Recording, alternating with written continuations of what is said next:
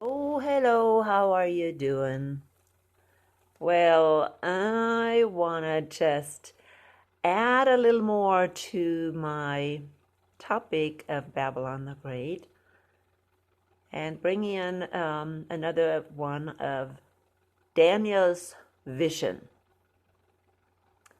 Now, I talked quite a lot about Babylon the Great and what Charles Chiniquy wrote about her. And I don't think I brought in this new book that I've been buying, which is really would be interesting to look at. And that is called, let me look it up, Foreign something.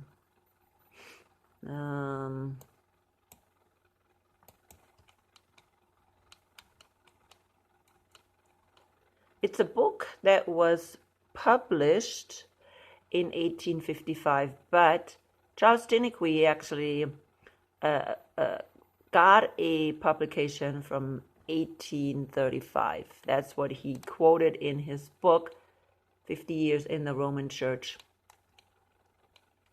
And so I was trying to find it, and there is actually a free copy on Archive. I think it's called archive.com.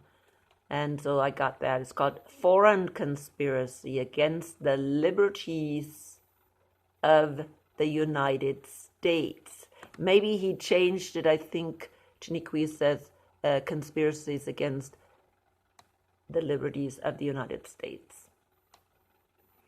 Maybe he added foreign because, yeah, he, in that book he described, of course, already in the beginning of the 1800s, the conspiracy supposedly that was going on to bring down the United States, and the conspirator were actually the Roman Catholic Church and Austria. Austria was at that time really the Holy Roman, part of the Holy Roman Empire. And the Pope and the Kaiser, the Austrian Kaiser, worked very closely together. At that time, it was more Metternich, which is Prince Metternich.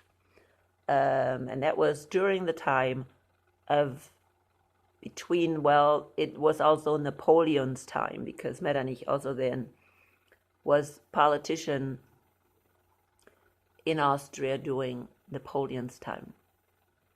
That's when it was, and that's when Charles Chiniquy read this book, and he learned about also more than what he experienced about this conspiracy.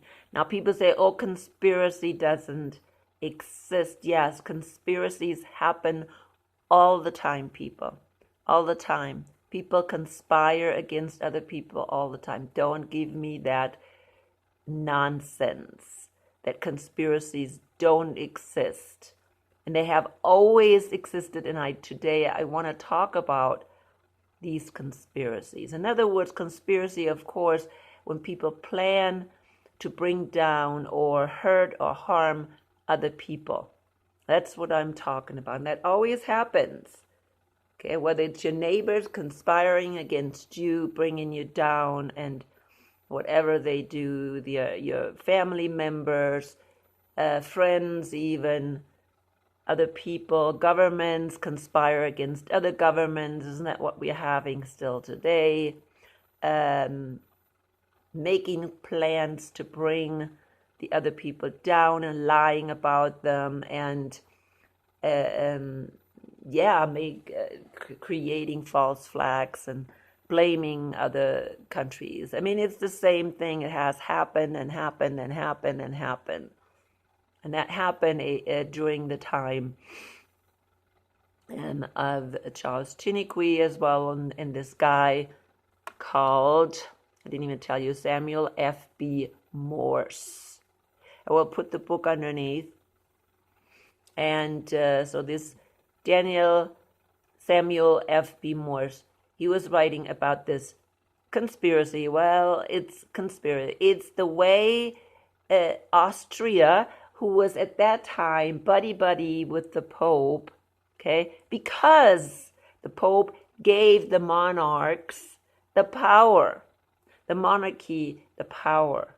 They made the people believe that the monarch was put in by God, and that the people, the simple people, had nothing to say in this matter.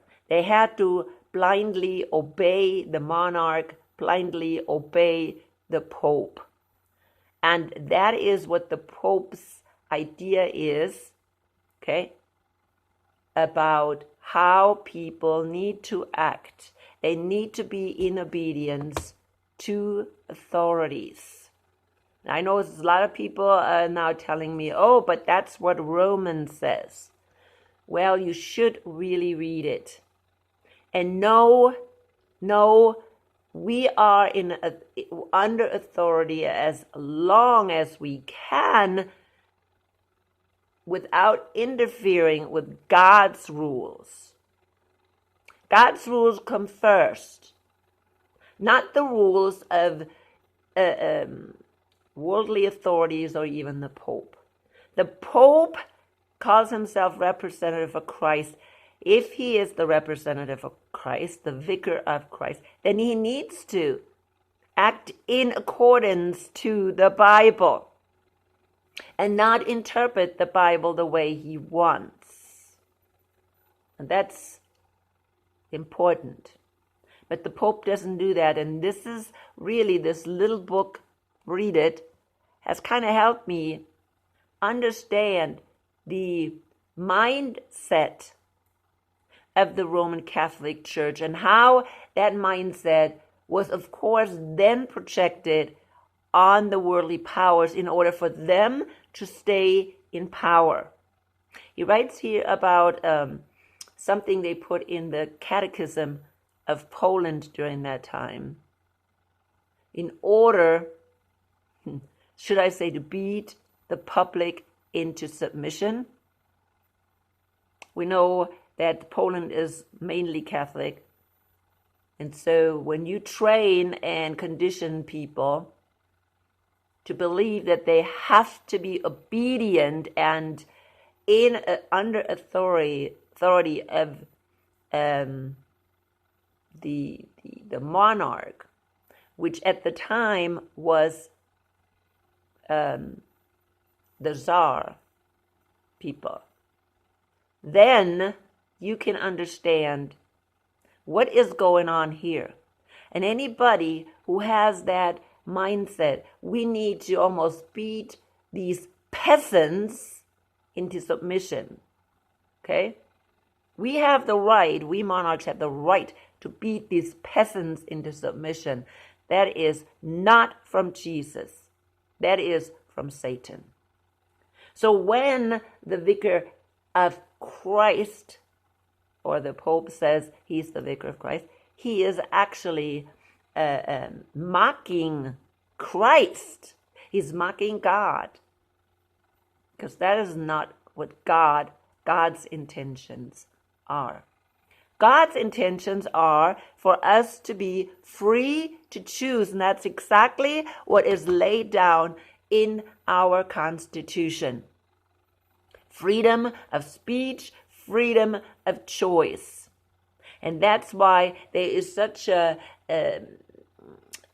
struggle, not even a struggle, but there's such hatred on the side of the Pope against, or papacy, against the Constitution of the United States.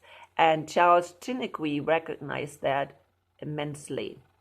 And of course, in Europe, during that time, Austria was on the side of the Pope in order to continue their monarchy. So they have a basis to continue the monarchy. And many of the monarchs in Europe at that time were still on the side of the Pope. Okay? Matter of fact, they're still today on the side of the Pope. However, And that's what I'm going to talk about today. Today, papacy is not in the forefront anymore. It's in the shadow. And it controls the affairs in the shadow. Why? Because if the public would find out who they are, they would definitely destroy them. Because that is exactly what the Bible says. When we read Revelation, we see that the kings of the earth will hate her and destroy her. Many of the kings after the Reformation actually started to hate and started to destroy Babylon the Great, or the Vatican. After the Reformation, we had 30 years of war. And that 30-year war was simply figuring out who's going to be in control. Are the monarchs in control, or is the Pope in control? So we're going to see this struggle between the worldly powers and the Pope today in Daniel 2. But when we look at history and we learn about history, which we have to do in order to understand Revelation, okay? We see that. We have to understand history to understand Revelation. It's just the way it is. Some people just guess around. They just guess, but they have no idea about history or a partial understanding of history. We know what happened after, our history book said Rome fell. No, Rome didn't fall. Rome had these 10 horns that grew out of Rome. Some people say the revived Roman Empire. No, it's not a revive. Well, it revived then. People believe in the end Rome will revive. No, Rome revived then. Rome actually didn't revive. It transformed like a sphinx into the Holy Roman Empire. Right then and there, it grew the horns. Right then and there, the Pope made sure that this Roman Empire survived through the Holy Roman Empire, through Charlemagne. If you ever heard anything about Charlemagne, he is a very important person to know, because Charlemagne was ruler of Europe, really the first emperor of this Holy Roman Empire. And unfortunately, afterwards, it kind of fell to pieces and they started to quarrel. And, well, why did they quarrel? I don't know. That's just what happens all the time. So, but it wasn't just the quarreling of the parts of this Holy Roman Empire, but it was also the quarreling they did with another part of that Roman Empire that sat on top of the beast, and that's Daniel 7, which was the little horn. See, the little horn tried to control all this empire and all the kings and the monarchs. It claimed to be there by God, and it's the highest thing between God and people. And of course, who is really that person? That's Jesus, right? Jesus is the mediator between God and humans, not the Pope. But the Pope threw that mediator really out and says, well, now I am the vicar of Christ. Now, Christ told us, I am going to the Father, and I'm going to send you somebody who's replacing me. And that's the Holy Spirit. That's what Jesus said. And that is in John, 16 maybe. I'm sending you a comforter. I'm sending you a teacher. And that is the Holy Spirit. It's not the Pope. He didn't send us the Pope, people.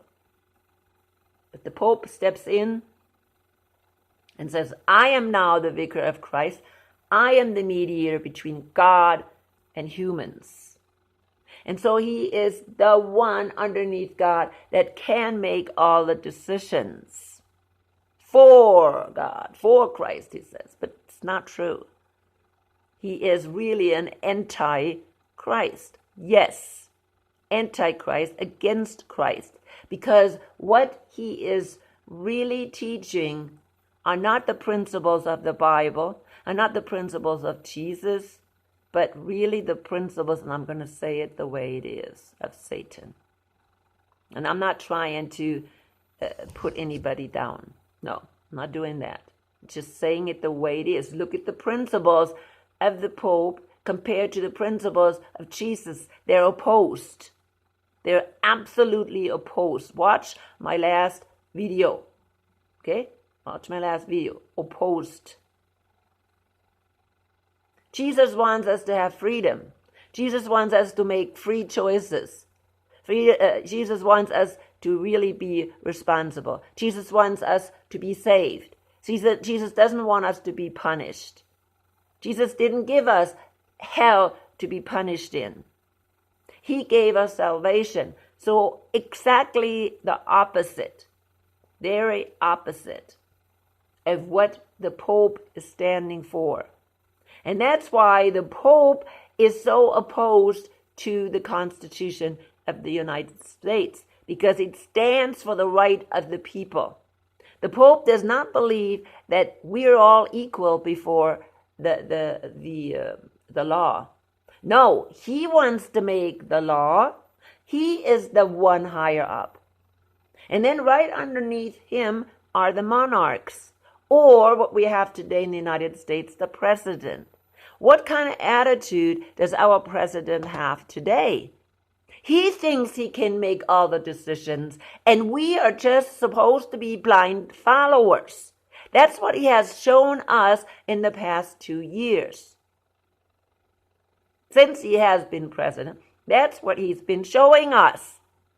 His whole cabinet, or whatever you want to call it, advisors, that's what they believe.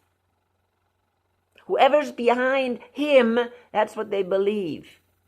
Oh, we're just the dumb peasants that cannot make decisions for ourselves. We cannot make a choice, hey, which kind of whatever healthcare we should choose. No. And everybody who follows that kind of a mindset, we know where they are from. That is the mindset, and you need to compare those two different mindsets. Okay? Now this thing helped me quite a lot to read this little booklet, and of course Charles Chiniquy. Because we need to understand what is really the mindset of Catholicism. Why do they hate the Constitution? And they still do.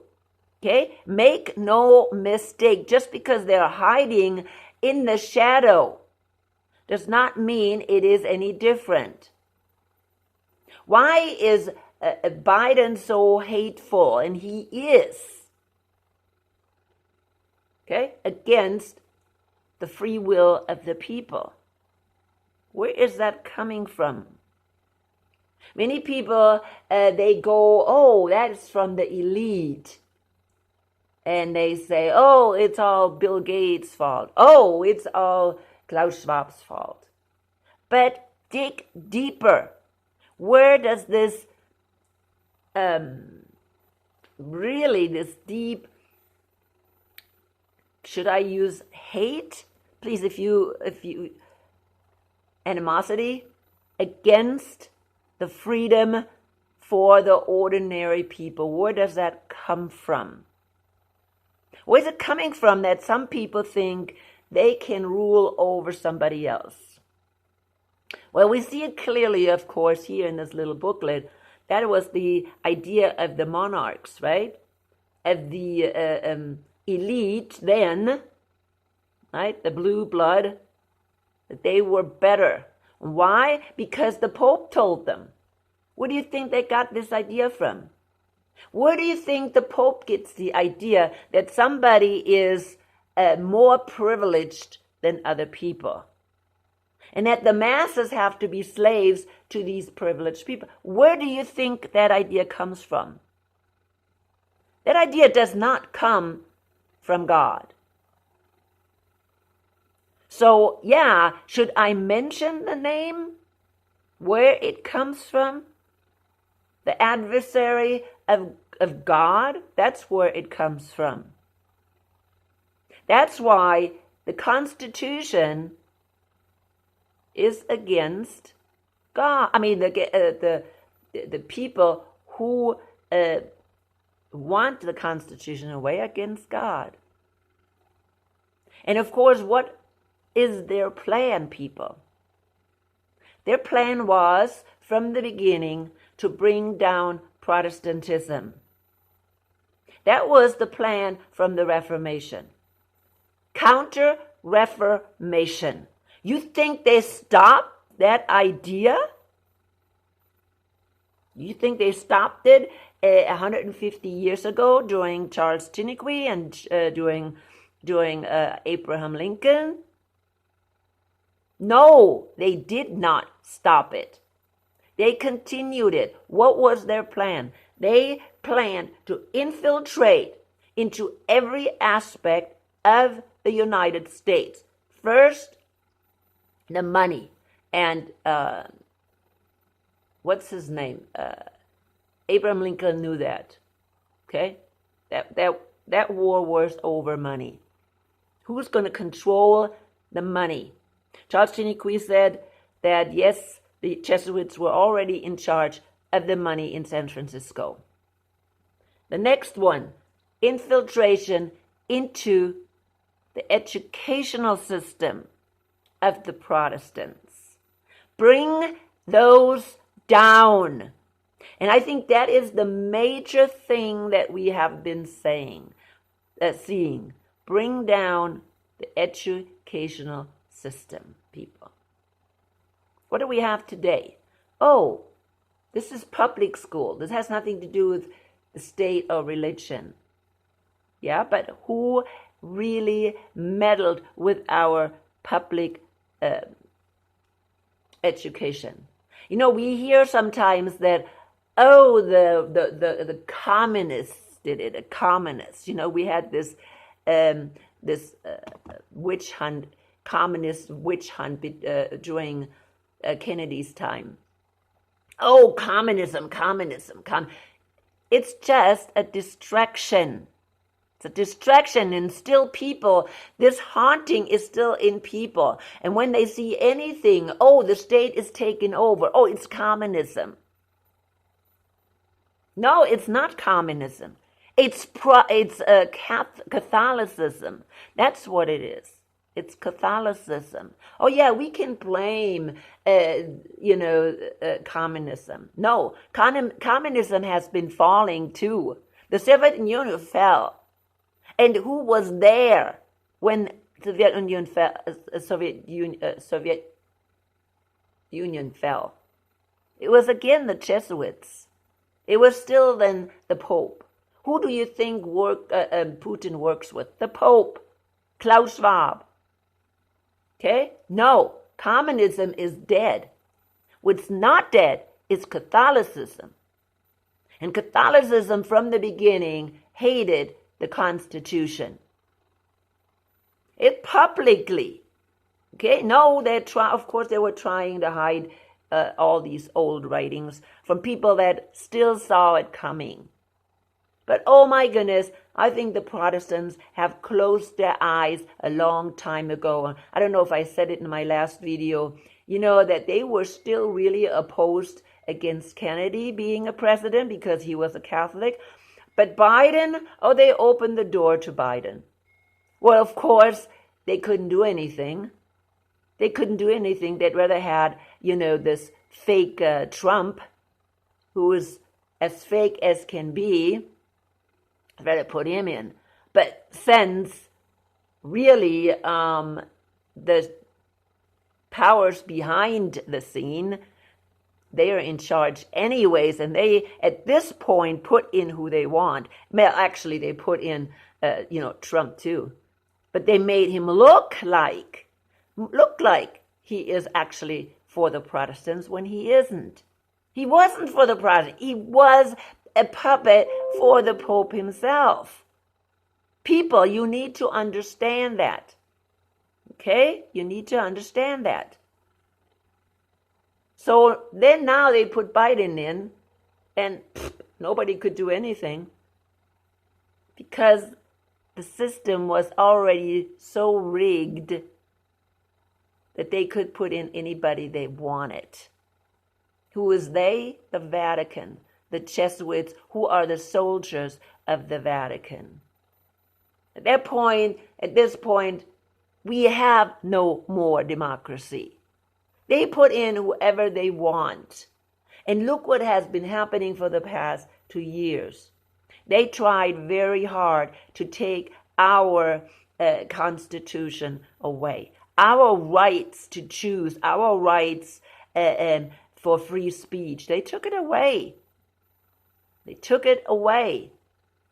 Even the media is in the hands, of these people behind the scene. Yes, we need to wake up. Americans need to wake up. No, they're slumbering. They're slumbering. Like I said in my last video, they opened the door wide to Satan. Very wide. Why? Because they compromise. That's why. They compromise with everything. Oh yeah, we'll celebrate Christmas. Oh yeah, we'll celebrate Halloween. Oh yeah, we will go by dispensationalism. Oh, okay, we're not going to study the Bible anymore. Okay, we're just pretending like we're Christians. All this pretense that we're doing. But really what I wanted to talk about today and really make a connection to this whole struggle that we are having with the worldly power, worldly power, and the Vatican, the Pope, which we can see here in this little book. Because see, some people went along, some monarchs went along with the Pope and some didn't. And there was constant struggle. And the Pope always had somebody in power to take these people out that are going against the Pope. Like, for instance, Napoleon. Napoleon. I think Napoleon at first was okay for the Pope, but hey, then he went against the Pope. The same thing with the Kaiser. The Kaiser was Protestant, so he had to go because he didn't allow the Vatican to meddle in the affairs of the Kaiser anymore. Then it was, the next one was Hitler. You know what? Hitler was actually a favorite of the Pope for the longest time. And then I don't know what happened. He had to go too because maybe he didn't want to please the Pope anymore. And we just continuing. If we don't please the Pope, we're out. We're the enemy of the Pope. And I'll tell you, read the creed, it's called the Creed of the Jesuits, or the Jesuit Oath. That's what it is. If you look up Jesuit Oath, read the Jesuit Oath. And it tells you exactly what the Pope and the Jesuits are allowed to do to people that are not agreeing with the Pope, or are not accepting the Pope as the ultimate between God and man. Or should I say the Pope accept the Pope as God? Because that's exactly what the Pope has been doing. He was putting himself in place of God. But before I finish up the video, I really need to go to Daniel 2 and show you clearly the struggle between the worldly governments and this Babylon the Great, the whore, this religion. Many guess when it comes to the foot of the statue of Daniel 2. Remember that statue that the emperor saw? I don't remember who it was. Nebuchadnezzar saw the statue in his dream, and then Daniel told him what the dream meant. He says there are 4 kingdoms or 4 empires. He used them kingdoms, but they're really empires. There's his empire, the head of gold, which was the Babylonian Empire. And there's the next empire, the Persian Empire. Then there is the Greek Empire. And then there's finally the Roman Empire. But the Roman Empire will last until all the way to the end. And the Roman Empire was really strange. At one time, it's not just all iron and the strength, but it's mixed with clay. And that is what we have today. Well, we've had that for the past 1700 years. And people, of course, don't want to see that because they think that's end times. No, we have been living in the end times, that's end times.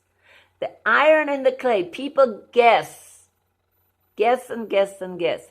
But if you really know, iron means strength, military strength of the Roman Empire, which continued in the Holy Roman Empire. That military strength that the Pope needed because he doesn't have it. He used it all the time, all throughout history. He was walking behind the military power of the monarchs. And that's why he had to keep them alive, because he depended on this military power. And he sat on that beast, on that system, okay, and still controlled it. If you really know some history. So here we have, can you see the iron and the clay? The iron, the military power, and who is walking behind it? It's the monks. It's the Jesuits. It's, I don't know what the other ones were that went with Columbus and all the other people, Coronado and all the other ones that came to the United States. I don't know what kind of monks they were. But they were walking with their little, cross sign right behind or with the military. That's the mix. This is the iron and the clay mix that doesn't stick together very well. That constantly is in a struggle. Okay? And I wanted to really bring that in today and talk a little more about this arrangement that we are having today. And the United States is so cocky and doesn't really see it. And they need to wake up, okay? If they're still actually calling themselves true followers of Christ, they have to wake up. Not that I believe they should be meddling in politics. I mean, there's a fine line, really. There's a really fine line. Okay?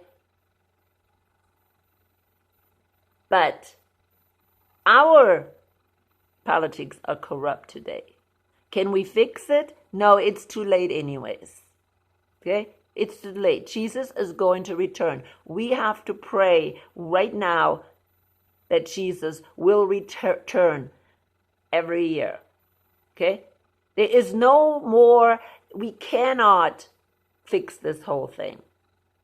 I mean, time is up for humankind. There's no more fixing. This is the end. And God is about to destroy the system. Because the system has been here 1700 years. Actually, the statue, if you think about the statue, has been around a lot longer. And what happens during this time of the mixing of clay and iron, Jesus will come and destroy the system. It will destroy the whole beast system.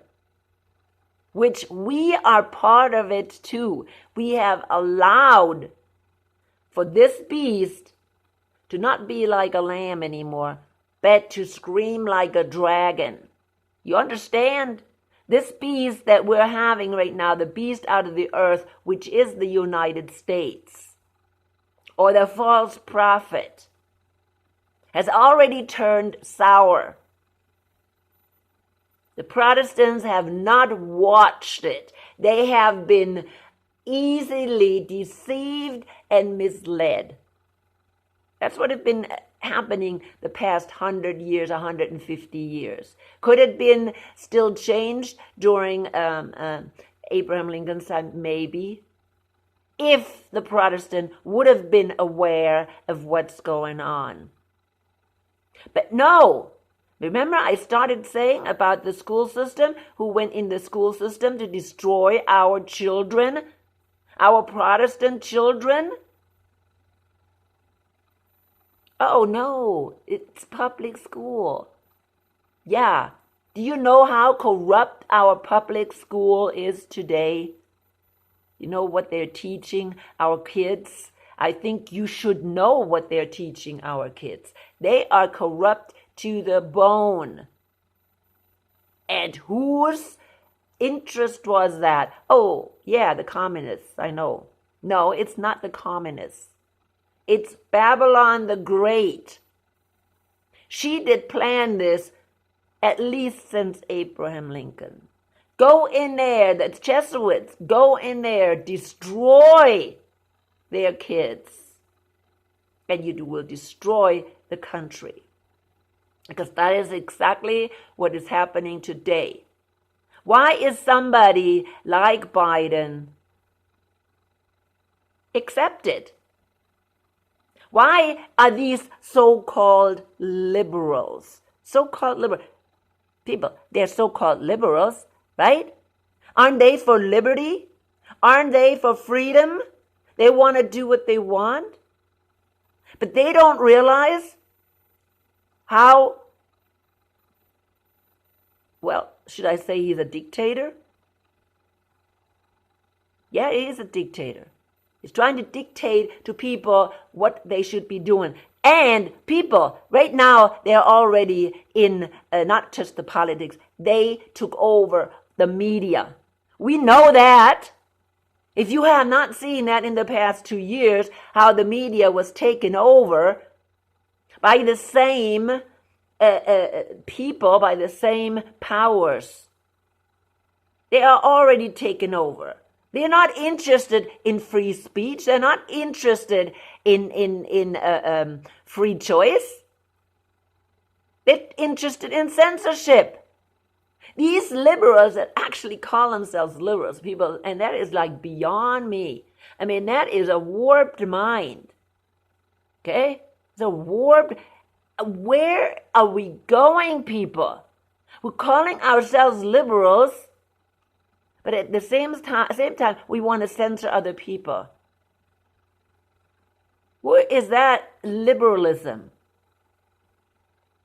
But people, I'm coming to an end. I wanted to especially bring that in today with Daniel's feet, because so many people totally misinterpret that.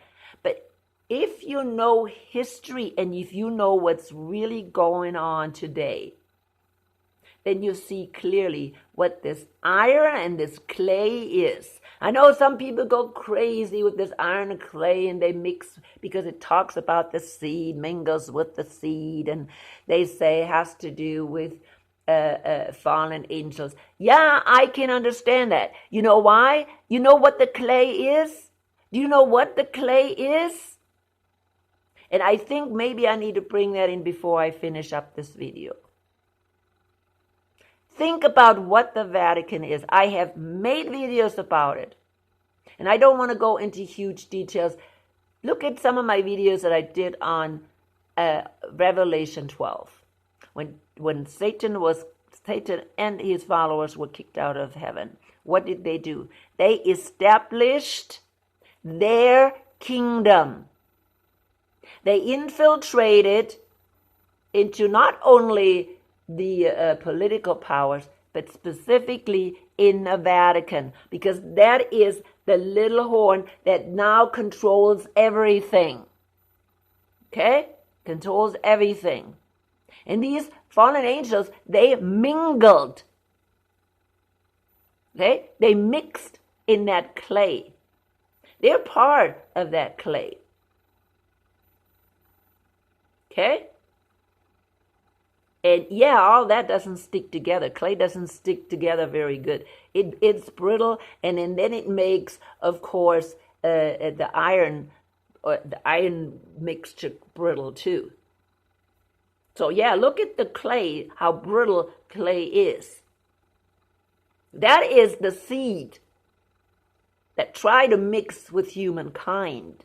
Yeah, those are the fallen angels, but they mixed with the Vatican or whoever is in the Vatican. Okay? That is led by Satan. It's led by Satan. That is the institution that Satan chose to lead humankind astray and make humankind corrupt. Corrupt people. Why? Because he's going to show God how corrupt we are. He's going to show God that we do not know anymore where the front is or the back. He's going to show God we are Sodom and Gomorrah and we deserve to be destroyed. And then what do? We blame it on God. Oh God, how can you be so mean? No, God is just. He is just. He has to punish or destroy the ungodly because he is just. Because see, Satan says, "Oh God, you threw me out of heaven because I rebelled.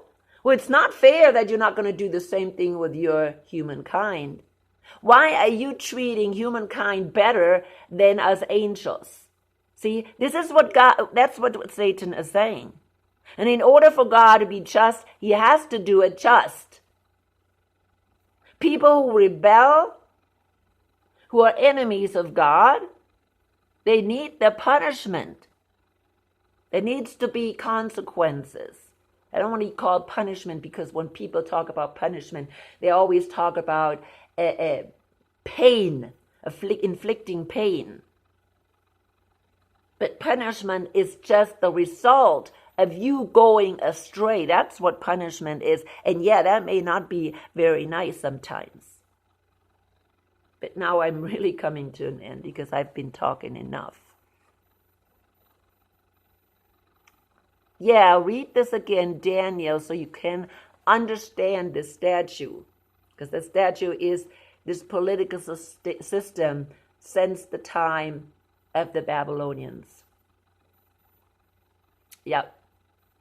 And that, of course, is the same as the beast system. 4 beasts. I have said that so many times. Coming to an end, people. Think about these things and let the Holy Spirit guide you.